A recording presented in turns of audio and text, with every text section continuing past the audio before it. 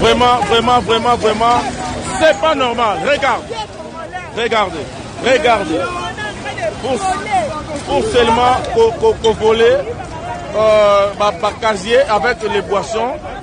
Il y a un chauffeur au hasard coincé dans le Katiwana. Parce qu'on va de sauver. D'abord les chauffeurs, parce qu'on en tout cas, c'est pas normal. C'est pas normal. C'est pas normal vraiment. Le chef de l'État a dit ça. Alors, regarde. Avec les policiers. Commandant. Ils ont un chauffeur, ils ont un Katiwana. Sauvez d'abord le chauffeur. Non. Avec la police. Avec les policiers, il aurait pas sauvé Moutou comme ça. Moutou, la police non, c'est pas normal. C'est pas normal ça. Vraiment. Chauffeur, on a mais la police,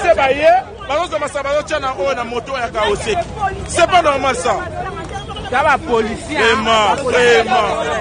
Vraiment. Regarde, la police.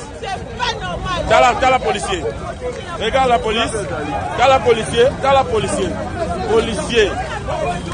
policier. Ah. Voilà. Ça, c'est un policier. Hein? Ah. Un agent de l'ordre, il est devenu agent de désordre. C'est pas normal ça. Vraiment.